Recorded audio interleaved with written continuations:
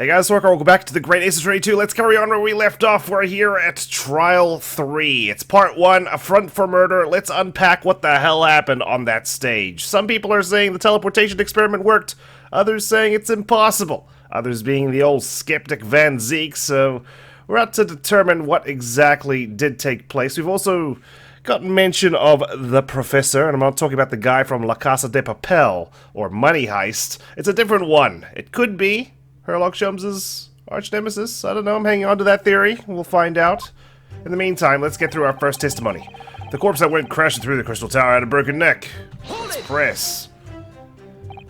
Are you suggesting that's because he fell from a considerable height? Exactly. Which highlights something else about this whole rum business. What's that? The fact that the instantaneous kinesis itself was a success. Ugh. After the explosion, the cage with the fella inside suddenly appeared out of nowhere in midair. So although the experiment ended in disaster, the so-called instantaneous kinesis did actually occur. I'm surprised none of us are stumbling over the term instantaneous kinesis. Remind us, Professor, what was the cause of the fatal disaster?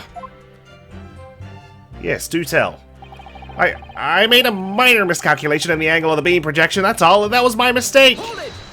A minor miscalculation, huh? So the angle of projection is critical, is it? And you calculated it yourself, personally, and you fucked it up, and now he ended up falling from a great height and breaking his neck. Absolutely. The calculation is far too complicated for anyone but me to carry out. And yet I failed. Only you got it wrong, didn't you?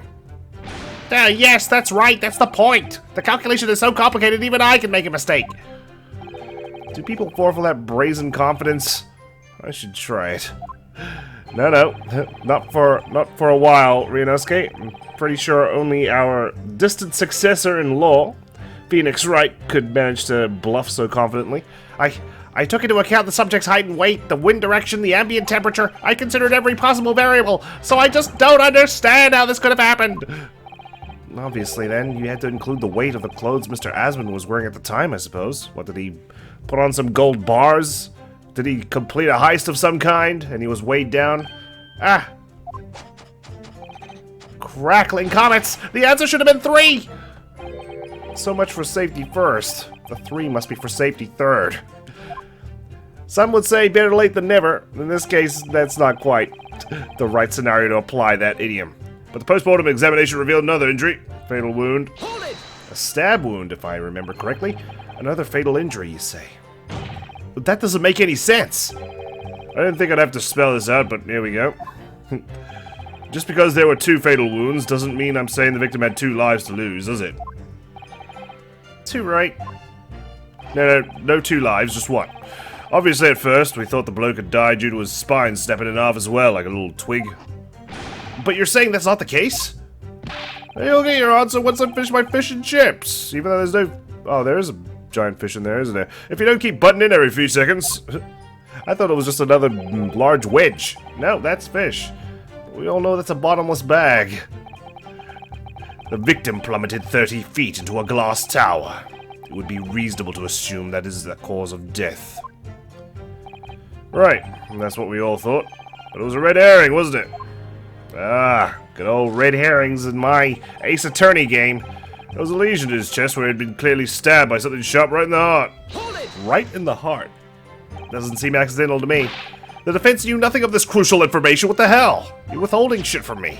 The prosecution received this report from the forensic investigation team only this morning. That was the first we knew of it as well. I can only apologize for the impossibility of informing the defense. Impossible? You could have told me in the defendant's antechamber, mind you. Sarcastic and insincere. Thanks. So, what was the nature of this sharp object? Among the accused's tools that were in use at the demonstration, one is of particular interest. This. Ah, yes. That would appear to be some kind of screwdriver, wouldn't it? Ah! There he is! My trusty little companion, Andrew! Andrew. Of course. A is for Andrew. And you are a capital A for... I was gonna say imbecile, but that's I, so I'm just gonna have to settle for asshole. Even though you don't seem like a really bad guy so far, though you do look like a mad scientist right now. Do you know each other already? He's one of my dear friends, like all my tools. I've named them all, you know. We're one big happy family. Are they all like letters of the alphabet? Do you have 26 tools, sir? Andrew is my flathead screwdriver, of course. His brother Michael is a crosshead. Well, it would appear that your beloved Andrew has a red stain on his shank. That isn't... It's blood, beyond all reasonable doubt. No. That's not all. The long, sharp shape of this Andrew fellow is completely consistent with the victim's wound. What? What? Andrew! You're guilty of this murder. You should be on this stand, not me. Order, order!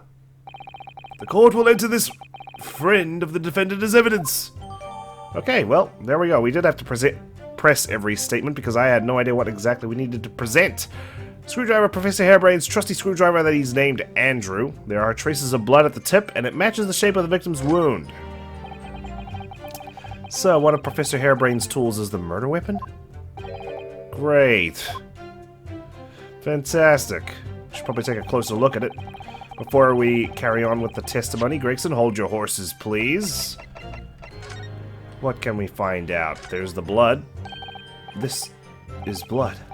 Mr. Adsman's, no doubt. I've got no one to bounce off. Where's Susato, man? Get your ass back to England, please. This is the problem with looking at murder weapons. Yep. Alright, down here for the A. I've seen this unusually shaped handle before. It's the same screwdriver that was lodged in the grill on the floor of the kinesis machine. Which could be important information, so I should definitely make a note of it. Updated. The metal screwdriver found poking through the grill in the base of what remains of the kinesis machine. Very distinctive handle. It does. Anything else that we can look at? Not quite. That's it. Alright. So the victim was killed before he went anywhere, and this fellow's the only one who could have done it. Hold it! Are you sure? What grounds do you have for saying that? Huh. Do you really need to ask? There were only 2 people on that public experimentation stage in front of the whole crowd. The victim, Mr. Odie Asman, and the accused, Professor Hairbrain. And we know for certain that before the experiment, the victim was alive. Do we? Maybe your Reaper curse got to him early, turned him into a wax doll. That's right, I saw him with my own eyes. Furthermore, following the explosion and kinesis, nobody went anywhere near the body. Exactly. How can you identify it was in fact him? In other words, only someone else on stage with the victim could possibly have done it. Ooh. Well, excuse me. Excuse me. Elaborate.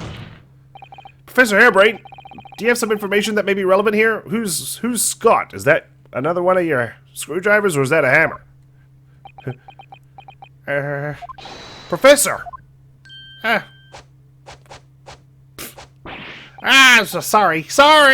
Sorry. Apologies. I was just calculating the optimum coefficient of electrolysis to separate molecules in the human body. And the witness stand is the best place for that. It seemed as though you might have something to say about Inspector Gregson's last remark.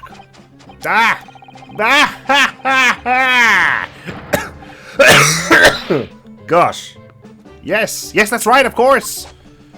Forgive my coughing fit, that had to be edited out there. He just said that nobody else could have done it, didn't he? Every time I have a eureka moment, you know, I just burst into coughs and splutters. Yeah, that's right. Who else could have stabbed the victim, eh? I don't know, but there's no way that I could possibly have stabbed Mr. Asman, as you say. Huh? Explain, please, Professor. Exonerate yourself, man. Of course, this cold-hearted policeman may not be aware, I suppose. But humans are warm-blooded mammals, with blood running continuously through their veins. I'd heard. In 5th grade, or I don't know. I don't know grades, we don't even use grades here in New Zealand. Then surely you see, if I'd plunged something the size of Andrew into the man's chest, the whole stage would have been a bloodbath. No, a blood swimming pool. But thousands of Londoners were watching me at the time. And yet not one of them claims to have seen a swimming pool of blood. Well, no, I suppose not. You see, not one! So he was stabbed post-mortem? Is that what you're trying to say, Hairbrain? True, I didn't see anything like that. Well done, Professor. That was a great counter-argument. Okay, jeez. It's doing my job for me. Why am I even here? Order, order! Uh-oh, the hallowed chalice is out. Pray forgive the discourtesy if I savor a drop from my hallowed chalice to accompany my old friend's adducing. Huh? Are you celebrating the fact that your friend's getting off? Here's to you, Albert. Oh, you're too kind, Barack, but I'm really not a patch on you. Oh, damn. Betrayed. Hairbrain no longer my friend. Hallowed chalice now my friend. No, you're not. No. You've neglected to mention one crucial possibility. I have? Uh-oh, you've miscalculated again. A particular situation in which very little bleeding would result from a stab wound. Oh, of course. Inspector, enlighten the court, please. Yes, sir. Where are they going with this? Very well. You will amend your formal testimony now, Inspector Gregson. Oh, he's shaking his fish and chips at me. The weapon the victim was stabbed with must have been left in his body whilst he was beamed through the air. Really? No, that's not it, because we found it in the grill. So that's all the testimony I have to work with. I had no idea the victim had been stabbed. That changes everything. Did Van Zeeks keep that to himself until now on purpose? To gain the advantage? Too bad for him. My mind works a million miles an hour. Oh well. I suppose all I can do is press these witnesses for as much new information as possible. Okay, well, I think we already know what we need to do here. Let's go ahead and present confidently and hope we don't get it wrong like I usually do. Present the screwdriver. Objection. Good. Good start, you know? It's always nice when I say it with confidence and the music stops as if it's scripted. You say that while the weapon remains in the body, there's very little bleeding. Is that unequivocal? Look, there was no blood on the experimentation stage, even though that's where the fellow was stabbed. No blood swimming pool. Blood lake, whatever you want to call it. Blood sea. Red sea, actually. The only explanation for that is if the screwdriver was still in his body, stopping any heavy bleeding. It's common medical knowledge, my learned friend, even on your side of the world. Right, well, luckily that has nothing to do with what the hell happened. Yes, but about the screwdriver. The thing is, we actually saw it at the scene ourselves. On the experimentation stage. I promise I'm not lying. What? It was on the floor by the wreckage of the machine, poking through a metal grill. I went to pick it up, but the detective here stopped me. You better corroborate my story. Isn't that right, Inspector Gregson? Well, now you come to mention it, yes. Inspector, are we to understand that you permitted the defense counsel to investigate? I'm going to have to dock your salary. That you contravened the Special Dispensation for Scientific Equipment Act. No, not at all. I wouldn't do that. I just let him look, nothing more. I was very clear that he wasn't to touch a thing. Yes, that's true. But I'm going to throw you under the bus now. The screwdriver was in plain sight on the stage. But it shouldn't have been. Should it? It should have been stabbed in his gut. No, sorry, his heart. His heart's not in his gut. What are you getting at? Trying to make me lose my job again? If this tool had still been in the victim's body when the victim was beamed away by the machine, then it shouldn't have still been on the stage. That's right. It should have been beamed across to the Crystal Tower along with Mr. Asman. And been found still lodged in the victim's chest. Ugh. So, the screwdriver, huh? I have a feeling simply because of its strange shape. Like, why does it have to be in the shape of an A, right? Because it was used in conjunction with the crossbow. It looks more like a crossbow bolt. With this kind of handle, I suppose. It's just too strange to have it shaped like an A. I can imagine, yeah, maybe it's to make it look distinctive. So we can prove it's the same screwdriver that was in the grill. But, yeah, I don't know. I think it's tied to this crossbow bolt. Someone must have fired it. I don't know what this piece of green cloth is as of yet. We've looked at it already. I'm pretty sure we have. Yep, we have. I suppose that'll come into play later on. We've got this. Don't see anything of note as of yet. Probably later on, something will come up. Did we look at properly at the autopsy report? I don't think we did. Odie Asman, male, 47, British, time of death, 21st October, around 2:20 p.m. The coroner was Courtney Scythe. Interesting that they put that there. I don't think that's ever been relevant. Or to the fact that they put it in the autopsy report, so let's keep an eye on that. Cause of death, hemorrhage of a wound to the chest that pierced the heart, inflicted by a sharp implement. Additional observations, a broken vertebra, most likely resulting from impact after a sudden fall from considerable height. Okay. Cool. Glad I reviewed that. I don't... It looks as though everything that the victim had on his person moved with him when he was beamed. If the screwdriver was still in his chest when the instantaneous kinesis occurred, obviously that should have been beamed to the destination as well. You can't say some of it's impossible and some of it's possible, alright? This is a strange situation. Even though people are saying that this instantaneous kinesis is a scientific impossibility, we're still basing arguments on the assumption that it did actually take place. Right? Alright, time to tighten the screws here, pun intended. My lord, if the prosecution is unable to explain this inconsistency in its argument, they've screwed this case up. Sorry, another pun. We can only conclude that the testimony given in support cannot be relied upon. Oh, he's not happy. Lord Van Zeeks is stumped. Yeah, I got him. Oh, this is the quickest trial ever. What the hell was that? Did a warthog enter into this court? I'm surprised he's actually got a voice. What's that all about? Normally they don't. Do you have something to say, witness? Yes, I knew it. It bears out. The equations hold. Mr. Naruhodo, don't worry. About what? Without delving into the details, there's no inconsistency. What? Even if Andrew had been lodged in Mr. Asman's chest, my trusty tool wouldn't have moved. Andrew remaining on the stage is consistent with my calculations. Dude, I just fucking proved your innocence. I worked hard for that, you know. What? What? How the hell does that work? Is it because of its, like, small mass? Van Zeeks is just like, well, shit. It would seem your illusions have been shattered. That pun was intended. Clearly, we should hear the accused's explanation. Or should I say, this brilliant scientist's explanation. Jeez, I know you're friends. You don't need to help his case. Hairbrain, you need to help mine. We're friends too, aren't we?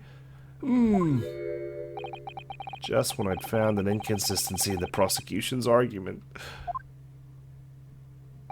Scientists. I knew I hated science for a reason. Very well, the defendant will testify again.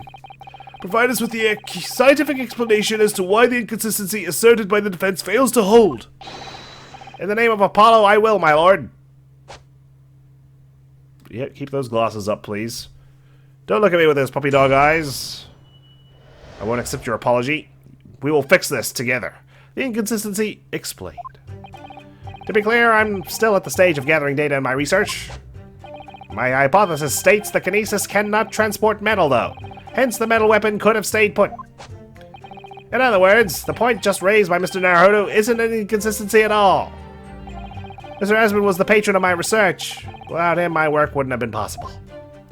Now I have a duty to protect the incredible machine that we built together. Suspicious.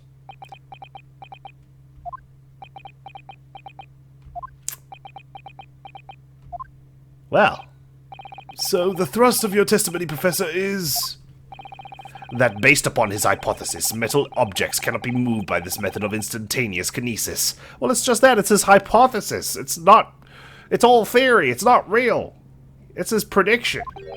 In other words, since the screwdriver is made of metal, even if it remained lodged in the victim's chest, its subsequent discovery on the stage, despite the victim being found elsewhere, is not an inconsistency. And therefore, layman's terms, please. And therefore, Professor Albert Hairbrain could still have been the killer. My great hypothesis holds, you see. Please don't act so proud of what you've just done, you troll. We had to make the cage used to contain the subject from wood for that very reason. I was not addressing you, witness. Professor Hairbrain, please exercise your right to remain silent. Yes! Stop posing! Whose side are you on here? I don't take sides, Mr. Naruhodo. That's why I was imitating a scale. See, I was heavily balanced. No. My only interest lies in upholding my hypothesis. I'm a scientist, after all. Gah, science, bitch. Is he working for us or against us? It's very hard to tell. Maybe there's an ulterior motive here. Let's see how you cross-examine this testimony, my Nipponese friend. Yes, fire away, Mr. Naruhodo! Maybe Van Zieks hates Nipponese because the professor was a Nipponese man. Could it be? Sorry, I just randomly thought about that all of a sudden. I'm just thinking how it all links up. I'm sure we're going to get everything tied up. This is the second and last game set in this time period, of course. The inconsistency explained. Alright, he's saying metal can't be transported. I'm not ready to present just yet. I just want to take a look at this photograph. Anything metal here? Doesn't look like it. Looks like those buckles are actually wood. But like, what about this? You know? Or this? Or this? I mean, I don't know what this is made of, but surely this ain't plastic or wood. Have I got anything else? I don't think so. Not on hand. Yeah, nothing to say he had like 5 pence in his pocket or anything. I'll press this first before I present the photo. I feel like it's too soon to just present the photograph. Your hypothesis states it? So this isn't proven then? No, of course not. It's merely a hypothesis, but a good one, based upon thousands of calculations. But it is widely known that metals can't be decomposed by electrolysis. Yes, of course, so I am right. My hypothesis is clearly correct. What is it about incriminating himself that makes this man so happy? It's the whole reason that the birdcage is made of wood, you see. He doesn't care if he goes to jail, he just wants to be right. Sorry, the birdcage? Yes, that's what I call the obtusa cage in which Mr. Asman was placed for the kinesis. Ah, the jail cell in which the victim was detained. It does indeed seem to be made of a timber of some sort. I'll thank you not to refer to it as an instrument of incarceration, your lordship. In short, any weapon lodged in the victim when he was beamed away by instantaneous kinesis would have been left behind on the stage if it was made of metal, correct? Yes, that's it. Yes. It all fits perfectly with the mathematical model. But the ultimate conclusion, then, is that the defendant alone had the opportunity to inflict this fatal injury on the victim, is it not? Ah! Ah, indeed, sir. Someone beam me out of this nightmare. Okay. So we did look at the photograph. I want to follow up more on this. Your duty to protect the incredible machine that we built together. Does that involve you just going to prison so that we can wrap this case up or something? Hold it! I realize I'm going out of order here. I'm probably going to press all the statements because I'm not quite positive yet what I need to do. When you say that you built the machine together, does that mean that you were involved in its construction? Yes. Well, not exactly. I'm not good with the practical side of machines myself, so the physical construction was done by an engineer. Little remains of your creation now, though, following the explosion. Repair will no doubt be impossible. Yes, I realize that. But still, if someone were to gather all the broken parts, they could discover the secret of my hypothesis. But Mr. Asman and I toiled over that machine for so long, we put our hearts and souls into it. He did. His heart was stabbed. I have to protect our work. So what's left of the machine must be kept safe. That's only fair because what happened was an accident. Okay. That's the extent of the testimony then. Thank goodness for that. I don't want him doing any more damage. He's already basically proven that he could have been the culprit. But it seems as though all he really cares about is defending his hypothesis. Still, I wonder. What if his hypothesis is just fundamentally flawed? Do I do it? I've got 5 lives, why not? You know how gung-ho I am. Objection! Alright! Jeez. Should have had a little bit more faith in myself. Should have backed myself. Professor Hairbrain, you say that according to your hypothesis, nothing made of metal can be beamed by instantaneous kinesis. Use the machine you made, is that right? Yes, that's right. Spot on, exactly correct. In that case, I'd ask you to have a look at this photograph that was taken at the scene. In particular, I'd like you to pay attention to the victim's face. You can clearly see that Mr. Asmund is wearing a pair of spectacles with a metal rim. What? Metal? No, metal can't... That's not... metal? No! We already established that the proposed murder weapon, the screwdriver, was found on the scene, and if you ask me, the way he died was certainly metal. However, if your hypothesis correctly predicted that outcome, it should also have predicted that the metal-rimmed spectacles would be found in the same place. Ah! My hypothesis! My hypothesis! It's torn to shreds. Professor Hairbrain, this isn't easy for me to say, but your hypothesis has just been beamed out of this court. But your hypothesis is clearly flawed. Oh, don't attack me, but don't attack my hypothesis. Order, order, order! Counsel, what is the implication of this? Are you saying he's wrong? If on the day in question, the alleged instantaneous kinesis never actually took place, then it's entirely possible that the victim was killed somewhere other than on the stage. And in that case, someone other than the defendant could have been the culprit. But my hypothesis is sound! I proved it that day! The experiment was a success! The experiment was proof of all my work! Oh, juror number 4 doesn't get an objection voice, does he? I can say something here in my capacity as a fellow of the Royal Society. Yes, juror number 4, why does your voice keep changing? Can't you keep it consistent? I'm sorry, it's hard to remember what everyone's voice is, okay? When you throw 6 more unique voices into the mix, it's hard to keep track, and I'm only one man. As a matter of science, there's one thing I simply can't abide. And that's a fraud who pretends to be a fellow man of science. So I'm going to declare you guilty, just for the shits and giggles. What? Wait! Great Scott! Are you suggesting my science is suspect? I'm juror number 4, not Great Scott. It's just been disproved, hasn't it? In front of all of us. In other words, the whole demonstration was a complete nonsense from start to finish. Believe me, my fellow jurors, when I tell you that this man is a heel, a bounder, and a fraud.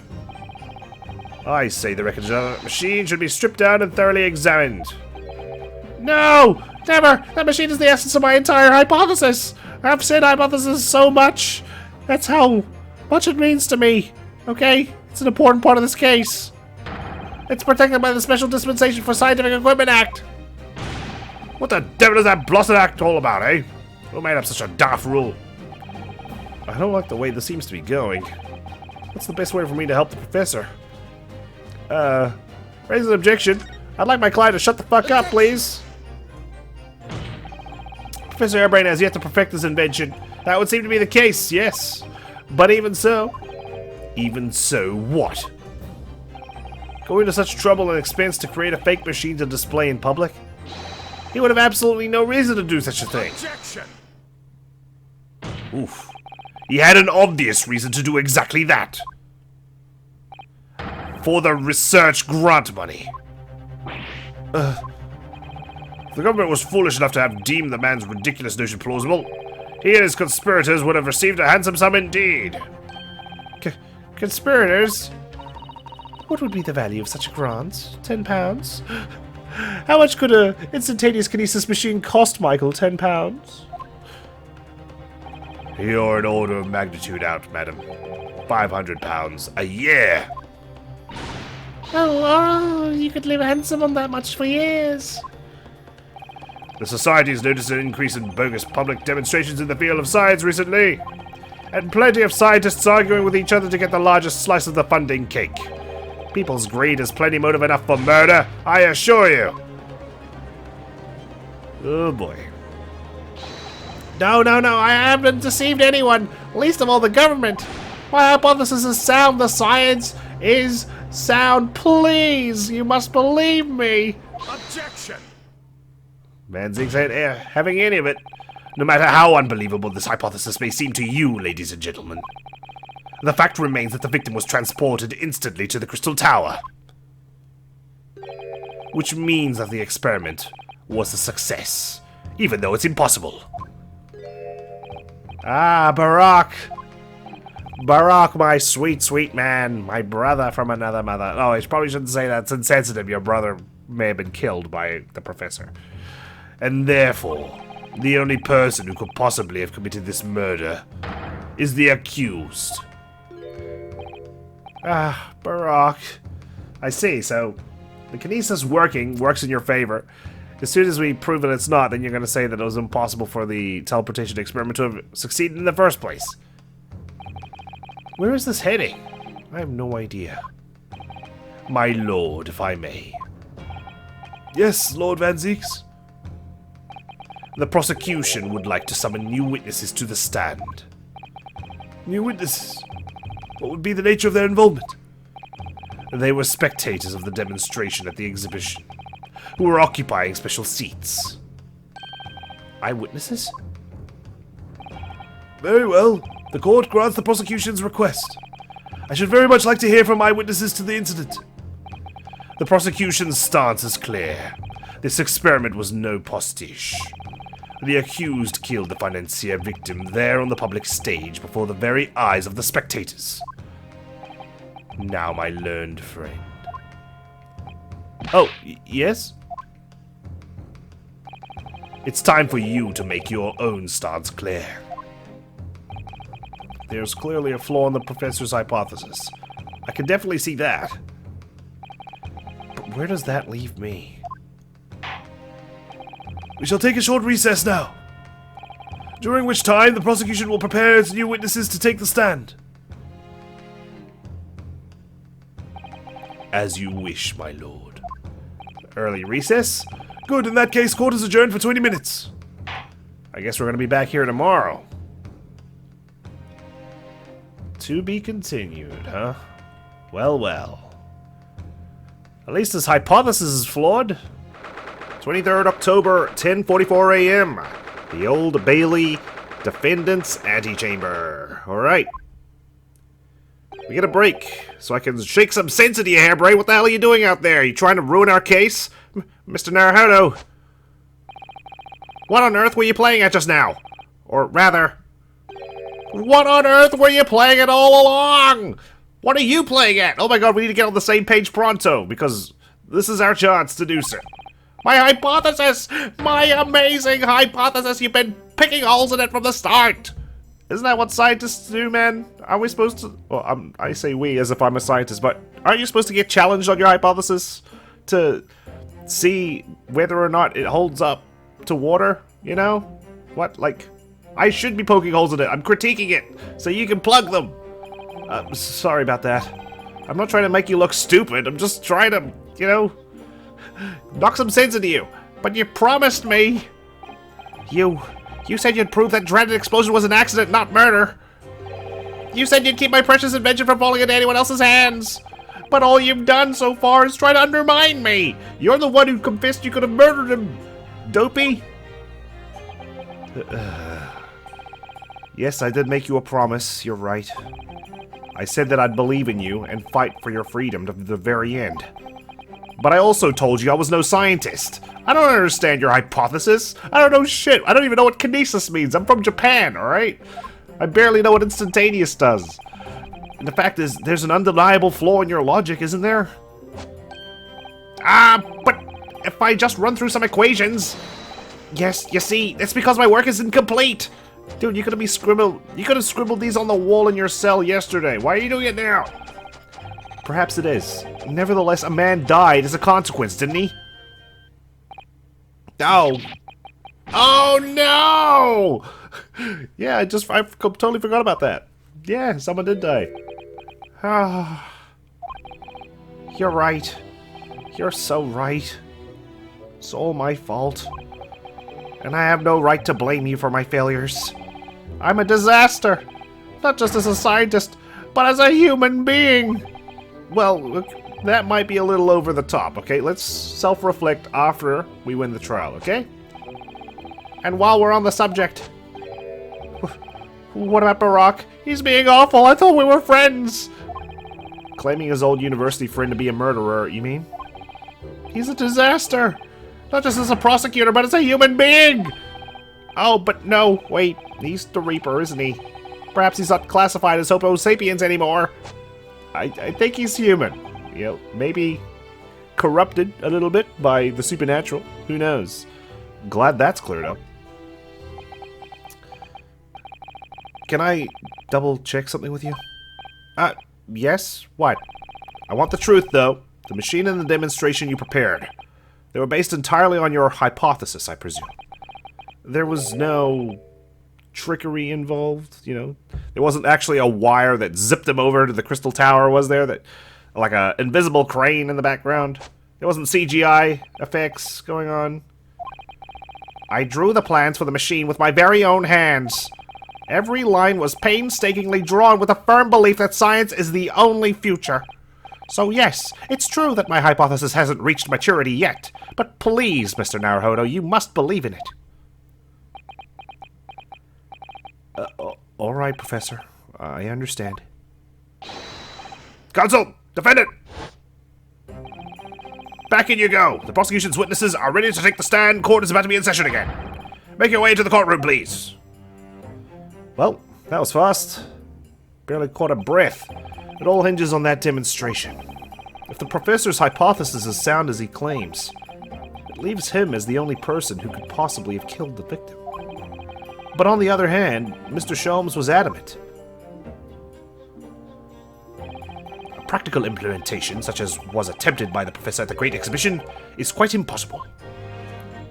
Yeah, heard that quite a few times. So, really, what should I be trying to prove here? We need to turn our thinking around, Ryunosuke, as they famously say. 100 years from now. 23rd October, 11 a.m. Right bang on 11 a.m. The Old Bailey courtroom. In the name of Her Majesty the Queen, I hereby reconvene the proceedings of this court.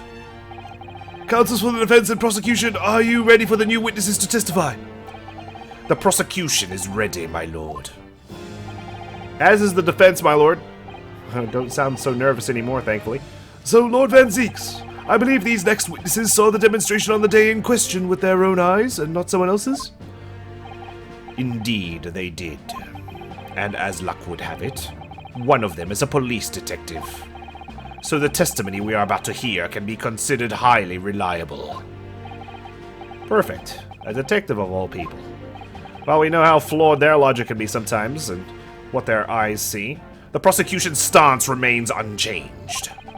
Though it ended in tragedy, the demonstration on the day in question was scientifically sound. And consequently, the sole person with the opportunity to have committed this act of murder is the only other individual to have been present on the stage at the time, the accused. Thank you, counsel. The prosecution's position is clear. So bring forth your witnesses now. Bailiff, show the witnesses in. The witnesses whose proximity to the incident on the day in question will clarify the truth unequivocally. Alright, let's see. Lestrade's gotta be one. No? Yes. Okay. Who the heck are these other two, though? Goodness. Witnesses, state your names and occupations for the court to hear. God, what do I do for this guy? My name is Balthazar Loon. I am the impresario of all the hot air balloons in vicinity of the Esperimento stage. Sounds a little bit like Shakespeare. Uh-oh. My name is Wilhelm Gostrich Sigismund Ormstein. I've come to see this great exhibition all the way from my home in Bohemia.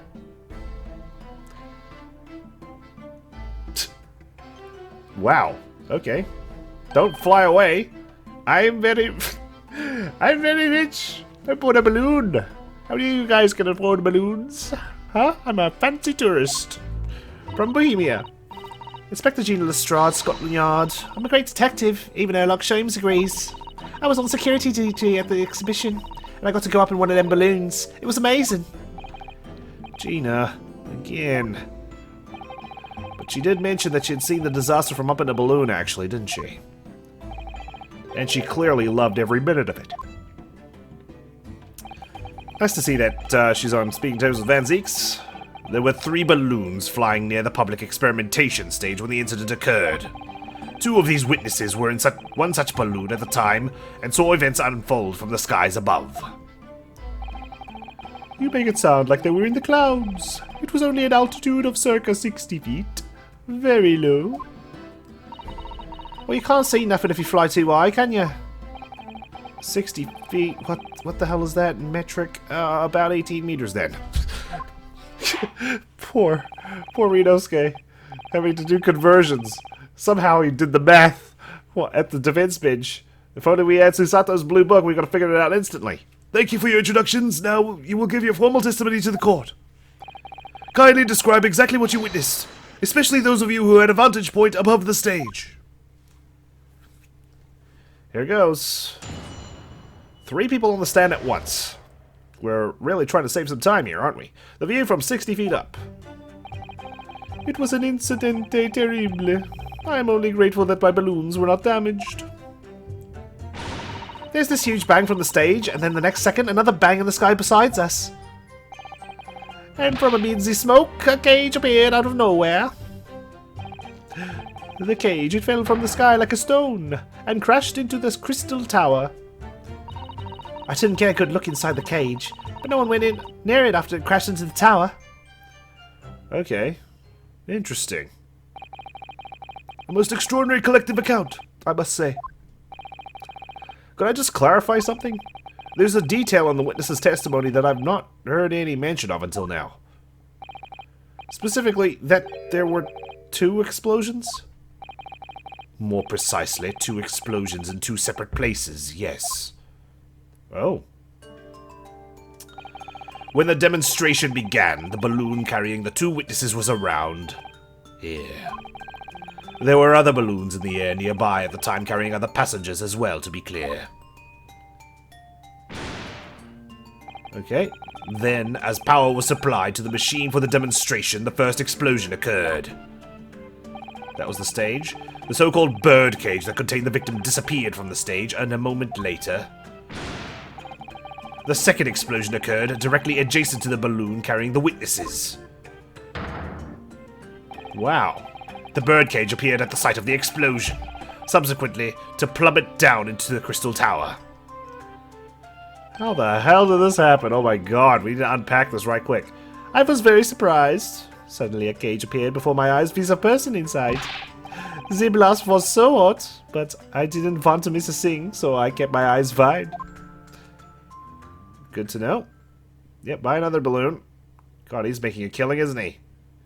Gets paid more than jury duty, that's for sure. I still have lots of money. Okay. Good on you, little brat. Precisely, who is this curious infant? I'm told he's a young noble of Bohemian royalty. Not Rhapsody. Apparently he disguised himself in order to steal unnoticed into the Great Exhibition. Yeah. I'm here in London on a sightseeing trip with my elementary school. We will have the benefit of a child's point of view in the testimony. Do we really need that? When I remove my mask, this is what I look like. Yes, I see. A delightful face, I'm sure. How old is this boy? I was about to say man. He's 11. Okay, Bohemian boy. Great. And Balthazar Loon. Yeah, everybody says so. Great disguise then. The point is, the testimony of these witnesses further substantiates the facts for the court. Namely, that despite ending in an explosion, instantaneous kinesis was successfully demonstrated. And furthermore, that until the arrival of the police, no one approached the Crystal Tower where the victim fell. Wow, way to cut the joyful music there, Manzeeks. Therefore, only the accused who was with Mr. Asman on the stage could possibly have committed the murder. Yes, thank you, counsel. The prosecution's views on the matter are quite clear. So, the defense's cross-examination now, please. Yes, my lord. Okay. Alright, where do we start with this? I don't know. The view from 60 feet up was an incidente terrible. I'm only grateful that my balloons were not damaged. Huge bang from the stage. Next second, another bang in the sky beside you. From amidst the smoke, a cage appeared out of nowhere. Cage fell from the sky like a stone. Didn't get a good look inside the cage. No one went near it after it crashed into the tower. Is that true? Let's press this first. I feel like we might be going backwards here from the last piece of testimony back to the first. Was it you who gave the order to keep people away? Hey? Use your head, Odo. How could I have been me? I was up in a balloon, wasn't I? Right, you could have shouted down. You got a nice, healthy pair of lungs. So, of course, I weren't available. It was the boss who had to leg it over there. He was getting shoved and kicked all over by the panicking spectators as he tried to steal off the scene. It was a real sight to behold, I can tell you. Amazing. Poor Inspector Gregson. So anyway, I couldn't see the cage that well because of all the smoke. And I didn't really want to see, to be honest. I was scared out of my wits. Keep it together, Inspector. The prosecution really is asserting that the demonstration was genuine. But what if it was actually some kind of switch-around trick instead? That would mean that the victim was never actually on the stage in the first place. The two explosions would have thrown everyone watching into a panic for sure. I think I need to find out more about what exactly people saw at the time. Okay, we're gonna need a press. Wait, didn't quite catch the last bit. Your balloons weren't damaged, that's irrelevant. Talk about the bang on the stage. So you actually saw the accident happen from up in the air? Yep. Isn't it amazing what a detective gets to do, eh? I'm telling you, Odo, being a lawyer is a mug's game. You should join the force and we can go flying together. You know me so well. I mean, I already have a sword. I could just enact vigilante justice. Yeah, well, anyway, could you tell us exactly what you saw, do you think? Everything. We saw everything, because we were up above it all. That dodgy cove climbing into that cage, and that dodgy professor pulling out levers. Oh, so you saw him climb into the cave? And that's when it happened. That's when there was that massive bang and the cage disappeared. Just like that. So smoke and mirrors. Maybe the cage fell down somewhere into a trapdoor. You are describing the moment the subject's body was decomposed by the electricity, I believe. I didn't know what to make of it. But then there was another bang right in my ear. I looked round, and there was a huge great fireball right next to us in the sky. That's Peter. And there was nothing there before. Really? Excuse me. Explain, young boy. Master Gotts, does your memory of the day differ? My teacher in elementary school said that when you meet something for the first time, you should always use the full name. What was it again? Wilhelm, Gottfried, Sigismund, Ormstein. That look. Just the four names then. The point is, Wilhelm, do you have something to say? Something to add in response to Detective Gina Lestrade's last remark, perhaps? Oi, get it right, Odo. It's Inspector Lestrade. Why does everyone have a problem with how I address them at the moment? That is not what I saw. Oh? Yeah. There was a second explosion and it was right beside our balloon. That is true. But I'm sure... Which is what I said, isn't it? 1 minute there was nothing there, the next a massive explosion. My teacher at elementary school said that when someone else is speaking, if you are rude enough to interrupt, you will have the most awful life imaginable. Are all Bohemians brought up to be so full of joy? And rich? Just before the second explosion happens, next to our balloon, I clearly witnessed A green balloon flying in the sky. A green balloon? Hey, you what? I never saw nothing like that. Well, I did. I saw it. And you can't say I didn't. I will complain to the council. I will cry and scream. My testimony is the truth. I am Bohemian Prince. You cannot say it's a lie. That is not allowed. Oh god, he's throwing a tantrum. Playing the bleeding royalty card, are you? Typical. Says the orphan who likes to remind people she works for Her Majesty's police. In that case, young man, I must ask you to amend your formal testimony. In the interests of cordial national relations between Great Britain and Bohemia. Okay, green balloon, huh? It was not the sky that exploded, it was a green balloon that was next to ours at the time. I suppose this has anything to do with it. Do I present it now? I'm just gonna press the statement one more time. A green balloon? A green balloon, you say? Are you sure about that? Of course I am sure. I am proud Bohemian Prince. All these questions are making me boring. Making you boring. So, oh. I think you mean bored. Ah, English is very annoying. The language of my countrymen is far superior. Ragazzo, it is very wrong to lie. Lie? Flying balloons never explode. For the same reason the planets never explode. It is illogical. Please tell me that doesn't mean logical. If you insult me, you insult all of Bohemia. Might I? I will have the army come and shoot all of your stupid balloons out of the sky, all of them. Oh. Okay. And then you'll buy them all. Here you are, your highness. If only all international incidents were so easily resolved. Now that peaceful relations have been restored here in the courtroom, perhaps we could return to the testimony. Did you also see the moment that the cage materialized, Mr. Loon? No. I did not see the explosion myself, however. The cage fell from the sky like a stone, crashed to the crystal tower. Okay, we've got one updated testimony. I feel like there might be something else hidden away somewhere, so let's just press this one. Did you see that actually happen? No. In reality, I did not. I saw after it hit the tower. There was a grand confusion around the stage. I ran to see what had happened. I was terrorized by the idea that one of my balloons had crashed. I suppose they are his livelihood. But when I looked up to the sky, all my precious balloons were still there. I saw it though. I saw it slam into the tower after all. I am a detective now.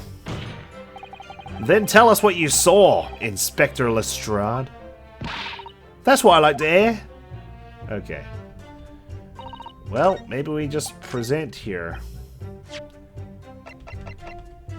It's a canvas-like material backed with rubber. Scorch marks around the edges. Objection. Nope, I knew it. I knew I'm missing something. Surely something about that last statement seems odd, doesn't it? Would you care to mull over precisely what you find odd about it on your return journey to Japan? Whoa, God, he didn't waste any time smacking me down. I wouldn't be back to give the court an answer for about 4 months, though. Rest assured, we should be happy to carry proceedings forward in your absence, Counsel. Sounds serious. I have to prove my worth before he really does send me back home. Okay. Well.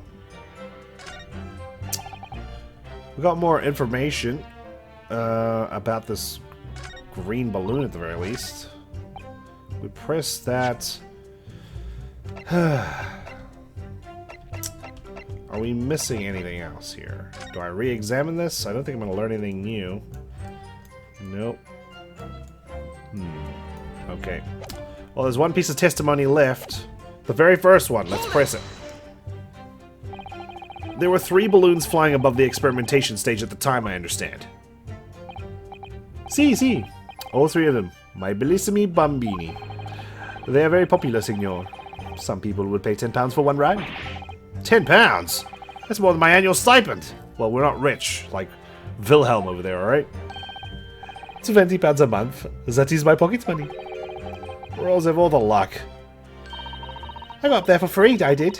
Play the old I work for Her Majesty's police card, you know? Detectives have all the luck. they're so popular, why would you only be operating such a small number of balloons, though? Maybe he's a startup, you know? He's still building up capital so he could buy some new ones. Because if I have too many in the skies, they could crash into each other. The operators for the balloons were decided by lots, with each operator manning a particular area. See, and the zone above public experimentation stage is the most profitable. The other impresarios, they hate me. Thank you, witness. I think the court has a clear picture of the arrangements for balloon rides at the exhibition. Perhaps we could hear more about what you actually witnessed of the incident? Right, I can fill you in there, my lord. Okay, we've circled back. I feel like we've pressed every statement now. So what the hell am I missing? Prosecution really is asserting that the demonstration was genuine. Trick instead. The victim was never actually on stage in the first place. 2 explosions would have thrown everyone watching into a panic for sure. We find out exactly what people saw at the time. Do we go back to this one? Because we didn't quite finish her testimony because of the interruption. Hold it! So you actually saw the accident from up in the air? Yep. Isn't it amazing what a detective gets to do, eh? I'm telling you, Odo, being Lois Mugs game.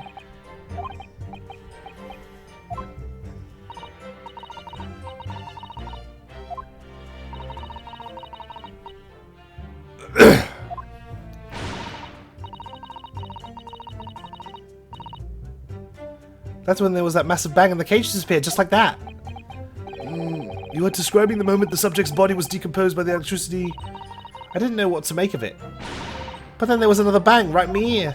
I looked round, and there was a huge great fireball right next to us in the sky, and there was nothing there before. And what appears out of the flames? The cage, that's what. And that description sounds like the moment after the man was beamed instantaneously through space. It's mind-blowing, isn't it? But that's the 20th century for you, I reckon. So the people who actually saw the demonstration with their own eyes really believe they saw something miraculous taking place. Cool. Alright. Back to Gotz's testimony here. We need to present something, I'm sure. This is the only new thing that's popped up. I was going to say maybe they fired the crossbow bolt at the balloon to make it explode. But if they use this as the crossbow bolt, I'm pretty sure this is what was used to hit him in the heart. Interesting. Doesn't Andrew have a brother of some kind as well? Maybe we need to find that. Experiment sketch. This isn't helpful whatsoever, I don't think. Great Exhibition newspaper. Okay, maybe we present the green patch here where he says his balloons weren't damaged. We're going to say, hey, your balloon was damaged, but then maybe that wasn't his balloon to begin with. Should we do it? Objection! There we go. Okay. Mr. Loon, in your testimony, you said that all 3 of the balloons you had operating at the time were undamaged. See, that is correct. If they had been caught in the explosions, it would have been terrible. I wonder if you might know what this is? I think it may be... See, part of a balloon. A burnt piece of the fabric of the envelope. Sorry, the envelope? Pardon. That is the large round part of the balloon, which becomes filled with hot air. It is made from very thick fabric lined with rubber. You do not want to rip it when you are in the sky. Just as I thought. This piece of cloth was found near the experimentation stage. In other words, as Master Gotz testified, a green balloon did indeed explode that day. Eh? If all the balloons in the sky above the experimentation stage belong to you, Mr. Loon, then your statement that they were all undamaged clearly contradicts the evidence. No! You may have noticed I changed his voice again. Made it sound more Spanish, I think. If a balloon exploded that day, maybe everyone on board was killed. Oh no, having just spent 10 old pounds for the experiments? How awful. Seems to me like those things crash 50% of the time anyway. Objection! Ugh. The instantaneous kinesis did occur, but after the explosion on the stage. The point of the materialization shifted to a location occupied by a balloon. causing the balloon to explode? Yes, eminently plausible. An unfortunate traffic accident, as it were. But it changes nothing about the pertinent facts. This I cannot accept. Why not, Mr. Loon? You are suggesting that I'm a liar? That person's died in a balloon incident day. There's no need to get fired up, Mr. Loon. The victim was the sole fatality that day. That's right, and I approve it. Balthazar Loon is not a liar. There was no such balloon in the sky. It is non-possible there. You're saying it's impossible? Why? This court has more important matters to discuss than the number of balloons that were operating that day. Aye! Aye! But we can't ignore the fact that nobody appears to have known anything about this other balloon until now. My lord, the defense calls for further testimony from Mr. Loon. I concur. There is clearly more to the truth here than meets the eye. It's imperative that we clear up the issue of this phantom balloon, I feel. Where the real Mr. Asbin was stored. Witness, you will give supplementary testimony about the balloons you were operating at the exhibition. Ah. Grazie, my lord. What? Gosh. I have no idea where this guy's from. I'm gonna take a moment to figure it out. Mr. Loon's balloons.